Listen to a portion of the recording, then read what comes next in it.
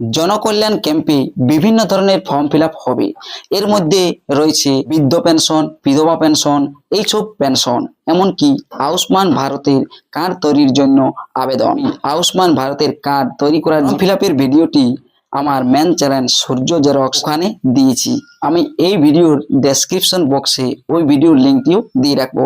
আপনারা description box থেকে ওই ভিডিওটি দেখেও আসতে পারেন। তবে এই ভিডিওতে আমি জনকল্যাণ শিবিরের সম্পূর্ণ নতুন ফর্ম বৃদ্ধ পেনশন, বিধবা পেনশনের কিভাবে ফিল আপ করবেন এবং কি কি জেরক্স লাগবে সম্পূর্ণ ফর্ম ফিল আপের ভিডিও দেখাবো।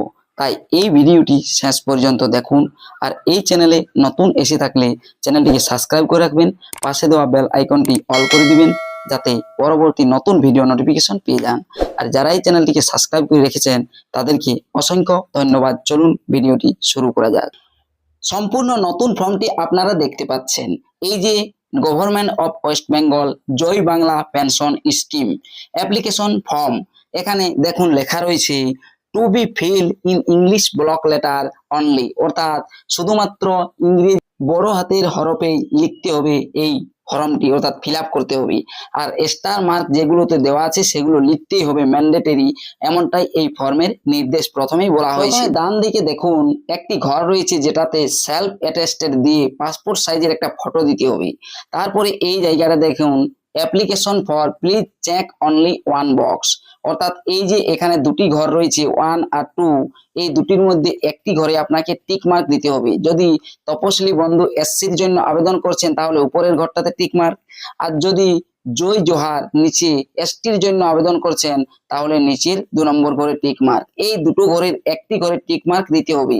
আর এই ফর্মটি শুধু এসটি এসসিদের জন্য, তাই এই দুটি ঘরের এসসি হলে এসটির ঘরে, এসটি হলে এসটির ঘরে ডান দিকে যে ঘরটি রয়েছে এই জায়গাটাতে টিক মার্ক দিতে হবে। এরপরেই রয়েছে পার্সোনাল ডিটেলস। পার্সোনাল ডিটেলস দেখুন এখানে প্রথমে বেনিফিশিয়ারি নেম লেখা রয়েছে পার্সোনাল ডিটেলস এর মধ্যে, তাই প্রথমেই বাম দিকে এই পার্সোনাল ডিটেলস এর মধ্যে বেনিফিশিয়ারি নাম, যার নামে পেনশন করতে চাইছেন তার নামটি ক্যাপিটাল লেটারে লিখে দিবেন, পুরো নাম এই জায়গাটাতে লিখে দিবেন। এরপর জেন্ডার, যিনি আবেদন করছেন তার জেন্ডার, মেল হলে ডান সাইডে টিক মার্ক দিবেন, ফিমেল হলে তার ডান সাইডের ঘরে টিক মার্ক দিবেন, আর আদার হলে আদারের ঘরে, অর্থাৎ যেটি হবে সেটির ক্ষেত্রে টিক মার্ক দিবেন। এরপর date of birth, date of বার্থের জায়গায় ডেট, তারপরে মান্থ, তারপরে ইয়ার, এই যে প্রথমে ডেট, তারপরে মান্থ, তারপরে ইয়ার, তিনটি ঘরে তিনটি লিখে দেবেন। এরপরে দেখুন নিচে লেখা রয়েছে এজ অন 1/1/26, অর্থাৎ 1/1/26 অনুযায়ী ওই বয়স অনুযায়ী এখানে বছর কত হচ্ছে সেটা ইয়ার্সের যে বাম সাইডের ফাঁকা ঘরটি এই ঘরটাতে আপনাকে লিখে দিতে হবে। তারপরেই রয়েছে কি ফাদার্স নেম, অর্থাৎ বাবার নাম, যিনি আবেদন করছেন তার বাবার নাম লিখতে হবে। আর স্টার মার্ক দেওয়া যেগুলো রয়েছে এগুলো ফিল আপ করতেই হবে, তাই এখানে এই যে এই জায়গাটাতে ডান দিকে বাবার নাম লিখে দিবেন। তারপরে মায়ের নাম, মায়ের নামও লিখতেই হবে, মায়ের নাম না লিখলে চলবে না।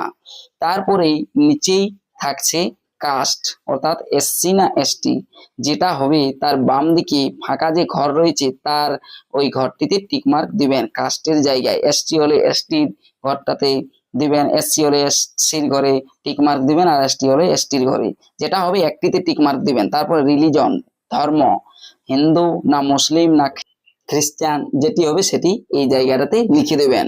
এরপর ম্যারিটাল স্ট্যাটাস, আনম্যারিড না ম্যারিড না উইডো, যেটা হবে সেটা আপনাকে লিখতে হবে, অর্থাৎ তার বাম দিকে একটা টিক দিতে হবে।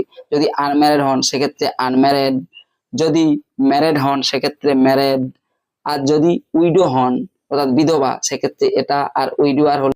আর দেখুন এখানে স্প্রেড অপশন রয়েছে, যেটি হবে এই অপশনগুলোর একটিতে বাম দিকের ঘরে টিক মার্ক দেবেন। ম্যারিড হলে ম্যারিড, উইডো হলে উইডো আর হলে যা হবেন সেটিতে টিক মার্ক দিতে হবে।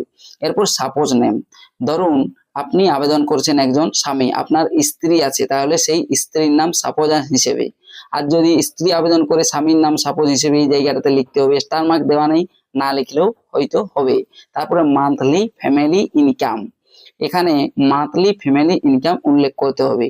মান্থলি ফ্যামিলি ইনকাম মানে কি, ধরুন আপনার বার্ষিক আয় পরিবারে 60,000 টাকা, তাহলে যেহেতু মান্থলি বলেছে অর্থাৎ মাসে কত, সেক্ষেত্রে 5 বারাং 60, তাই আপনাকে এইখানটাতে 5,000 লিখে দিতে হবে। যদি আপনার বার্ষিক আয় 60,000 হয়, যদি 60,000 থেকে বেশি হয় 12 দিয়ে আপনার কত হচ্ছে গুণ করে দেখে নেবেন যে কত হাজার হচ্ছে। তাহলে 60,000 যদি বার্ষিক আয় হয় সেক্ষেত্রে এই জায়গাটাতে 5,000 লিখতে হবে। যেহেতু এখানে বার্ষিক ইনকাম উল্লেখ করেননি, মান্থলি ইনকাম উল্লেখ করেছেন তাই। এরপর personal identification number, caste certificate নম্বর, এসটি হলে এসটি সার্টিফিকেট, এসসি হলে এসসি সার্টিফিকেট নম্বর, এই যে এই জায়গাটাতে উল্লেখ করে দিতে হবে নাম্বারটি। এরপর ডিজিটের রেশন কার্ডের নম্বর, যিনি আবেদন করছেন তার ডিজিটের রেশন কার্ড রয়েছে, সেই ডিজিটের রেশন কার্ডের নাম্বারটি ডান সাইডে লিখে দিতে হবে। যদি ক্যাটাগরি থাকে সেক্ষেত্রে ক্যাটাগরি আগে লিখবেন, তারপরে নম্বর। AHL3 এটা দেওয়ার দরকার নেই, স্টার মার্ক নেই বা পাবেনও না। আধার নম্বর, এই জায়গাটাতে আধার নম্বরটা যিনি আবেদন করছেন তার লিখে দিবেন। আধার নম্বর লেখার পরেই দেখুন নিচে রয়েছে এপিক অথবা ভোটার আইডি নম্বর, অর্থাৎ ওনার ভোটার কার্ডের নম্বরটা এই জায়গাটাতে লিখতে হবে। এরপর দেখুন নিচে রয়েছে CAA application status if applicable, যদি আপনি CAA তে আবেদন করে আছেন সেক্ষেত্রে লিখতে হবে, যদি না করে থাকেন সেক্ষেত্রে কোনো করার দরকার নেই। যদি CAA তে আবেদন করে থাকেন সেক্ষেত্রে দেখুন দুটো অপশন রয়েছে, একটি অ্যাপ্লাইড ইফ ইয়েস অ্যাপ্লিকেশন নম্বর, অর্থাৎ অ্যাপ্লাইড করেছি সেই অ্যাপ্লিকেশন নম্বরটা আপনাকে এই জায়গাটাতে লিখতে হবে। আর যদি আপনার অ্যাপ্লাই করার পর অ্যাপ্রুভ হয়ে গেছে, সার্টিফিকেট নম্বর পেয়ে গেছেন, তাহলে নিচে এই জায়গাটাতে টিক মার্ক দিতে হবে বাম সাইডে, আর এইখানটাতে সার্টিফিকেট নম্বরটা লিখে দিতে হবে। এরপর if deleted in SIR 2026 weather case pending in tribunal, অর্থাৎ অনেকেরই তো পেন্ডিং রয়েছে ট্রাইব্যুনালে। যদি কেউ কোনো ব্যক্তি আবেদন করেন আর ওনার নাম SIR 2026 ডিলিট হয়েছে, পেন্ডিং রয়েছে, ট্রাইব্যুনালে আবেদন করেছেন, সেক্ষেত্রে ইয়েস হলে ইয়েস, কেস নম্বরটা যেটি আবেদন করার সময় একটি নাম্বার বের হয়েছে সেই কেস নম্বরটা এই জায়গাটাতে লিখতে হবে। আর যদি না সিএতে কোনোরূপ আপনার এই পেন্ডিং রয়েছে ট্রাইব্যুনাল না করেন, কোনো লেখার দরকার নেই। তারপরে প্যান নম্বর যদি থাকে, প্যান কার্ডের নম্বর না থাকলে এটা দেওয়ার দরকার নেই। এরপর পরবর্তী পেজে চলুন দেখে নেওয়া যাক। কন্টাক্ট ডিটেলস, এই জায়গাটাতে কন্টাক্ট ডিটেলসটা দিতে হবে। প্রথমে দেখুন স্টেট, যা ওয়েস্ট বেঙ্গল লেখায় রয়েছে। অ্যাসেম্বলি কনস্টিটুয়েন্সি, অর্থাৎ আপনার বিধানসভা রয়েছে সেই বিধানসভা লিখতে হবে, বিধানসভার নাম। এরপর ডিস্ট্রিক্ট, জেলার নাম, জেলার নামটিও লিখে দিবেন, জেলার নাম লিখতে হবে। তারপরে পুলিশ স্টেশন অর্থাৎ থানার নাম এই জায়গাটাতে লিখে দেবেন। এরপর ব্লক, মিউনিসিপ্যালিটি, কর্পোরেশন, যেটা হবে ব্লক হলে ব্লক, মিউনিসিপ্যালিটি হলে মিউনিসিপ্যালিটি এই জায়গাটাতে লিখতে হবে। আরবান এলাকার ক্ষেত্রে মিউনিসিপ্যালিটি হবে, আর রুরালের ক্ষেত্রে ব্লক।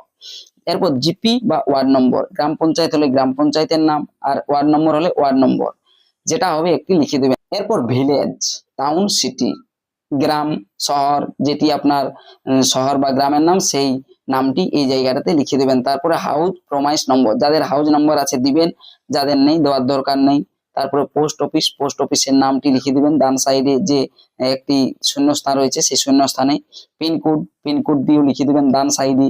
পিনকোডটি লিখে দেওয়ার পর নিচেই দেখবেন লেখা রয়েছে number of years dwelling in West Bengal, অর্থাৎ ওয়েস্ট বেঙ্গলে কত বছর পর্যন্ত আপনি আছেন বা কত বছর থেকে আছেন, এইখানে কত বছর ওয়েস্ট বেঙ্গলে রয়েছেন এটা এই জায়গাটাতে লিখে দেবেন। এরপর মোবাইল নাম্বার, মোবাইল নাম্বারের ক্ষেত্রে আধার কার্ডে লিঙ্ক রয়েছে যে মোবাইলটি বা যে মোবাইল নাম্বারটি, সেই মোবাইল নাম্বারটি দেবেন। এই মোবাইল নাম্বার যে ঘরটি রয়েছে তার ডান সাইডে যে ফাঁকা ঘরটি রয়েছে, ফাঁকা শূন্যস্থানটি, সেখানে মোবাইল নাম্বারটা লিখে দিবেন।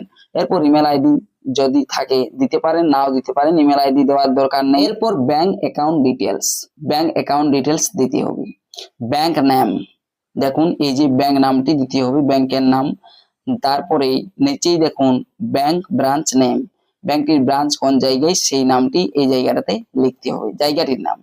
তারপরে bank account number, bank account নম্বরটি এই জায়গাটাতে লিখে দিতে, তবে মনে রাখবেন অ্যাকাউন্টটি যেমন ডিবিটি লিঙ্ক থাকে। তারপরে আইএফএসসি কোড, ব্যাংকের আইএফসি কোডটি ব্যাংকের পাতার প্রথম পাতাটাতে লেখা থাকে, সেই আইএফসি কোডটি লিখে দেবেন। ডান সাইডে যে শূন্যস্থান রয়েছে এই শূন্যস্থানটাতে আইএফসি কোডটি লিখে দেবেন।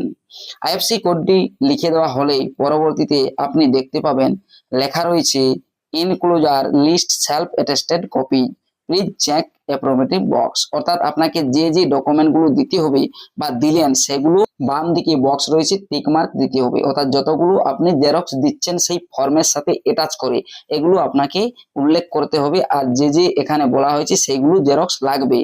দেখুন প্রথমেই দেখতে পাবেন এই এনক্লোজার লিস্ট সেলফ অ্যাটেস্টেড কপির মধ্যে প্রথমেই রয়েছে 1 নম্বরে পাসপোর্ট ফটোগ্রাফ দিলেন তাহলে বাম সাইডে টিক মার্ক।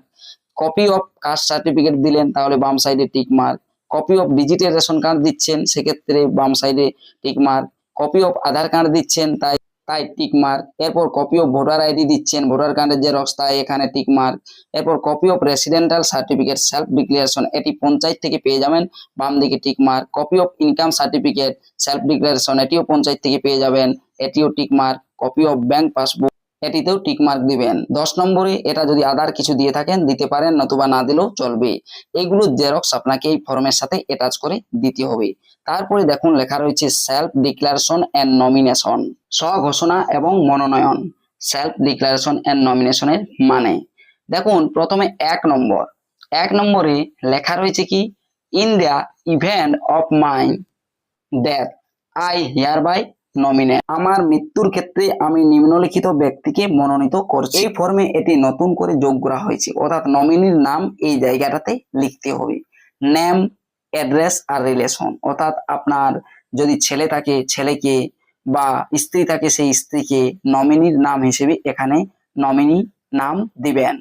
নামের সাথে অ্যাড্রেস এবং রিলেশন উল্লেখ করে দিবেন। এরপর দেখুন to receive the rest amount payable to me till my death, এখানে এটিই বলা হবে যাতে আমার মৃত্যুর সময় পর্যন্ত পাওনা বাকি অর্থ তিনি গ্রহণ করতে পারেন, অর্থাৎ মৃত্যু হওয়ার পর যাতে এই টাকাটি যেটি অ্যাকাউন্টে জমা থাকবে সেটি তুলতে পারেন। 2 নম্বরে I give consent to the use of the Aadhaar number for authenticating my identity for social security pension, সামাজিক নিরাপত্তা পেনশনের জন্য আমার পরিচয় যাচাই করতে আধার নম্বর ব্যবহারের আমি অনুমতি দিচ্ছি, এটাই লেখা রয়েছে। এরপর 3 নম্বরে প্রেজেন্টলি বর্তমানে I am receiving following pension from central government, state government, local administration, government aided organisation district if applicable.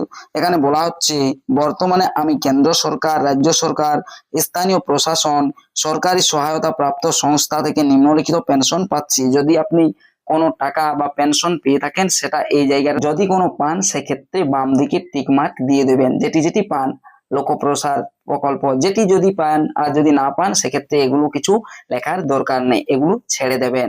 এরপর দেখুন বাম দিকে ডেট রয়েছে, ডেটটি উল্লেখ করে দিবেন যে ডেটে জমা দিবেন ফর্মটি, আর ডান দিকে রয়েছে অ্যাপ্লিকেশনের সিগনেচার, ডান দিকে যিনি আবেদন করছেন তার সাইন করবেন এই যে এই জায়গাটিতে, সাইন করে পরে ফর্মটি জমা দিবেন। যে ডকুমেন্টগুলো বললাম সেই ডকুমেন্টগুলো জেরক্স করে।